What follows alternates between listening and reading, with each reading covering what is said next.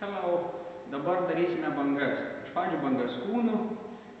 Stovėdami, aš stovėsiu iš veido, o po to darysime bangas šonu, taip atrodytų, kad eitų iš apačios į viršų ir atvirkščiai, o po to padarysim bangas ranką. Okay? Tai va pradėsim. Pradinė pozicija. Stovime daugmaž plačiai, keliai šiek tiek į priekį, kad būtume laisvi. Dabar pradedam nuo galvos. 1, po to lūžtam šonu.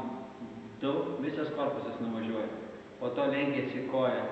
3, dubuoja, klubai lieka tenai kur buvę. Ir 4 atsisėda. Lygiai tas pats kelias į atgal.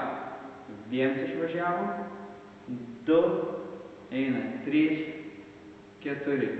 Tas pats į kitą pusę. Galva 1, lūžtam koją, šiek tiek jau lenkiasi. 2, koja dar labiau lenkiasi. 3, klubai lieka ir 4 pasodinam klubus. Tada važiuojam atgal.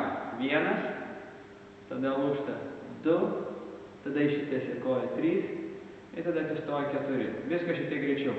1 and 2 and 3 and 4 and 5 and 6 and 7 and 8 and.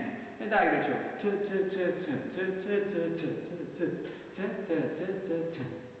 Gero mokymosi, žiūrint bangas. Šitoj pozicijoje kūnas niekur čia neturi vaikščioti. Viską jūs turite daryti visiškai atsistoję tiesiai. Visas korpusas juda tik tai į šoną ir niekur kitur.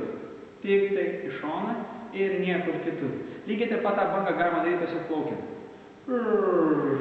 Bam nuplaukiau, atgal grįžau. Bam nuplaukiau, atgal grįžau. Ir po to plaukimas iš bangos perimas į vieną į kitą pusę. Pum, pum, pum, nuvažiavo, pum, nuvažiavo, pum, nuvažiavo, pum, nuvažiavo, pum, nuvažiavo, pum, važiuoju. Na, visi kiti dalykai važiuoja.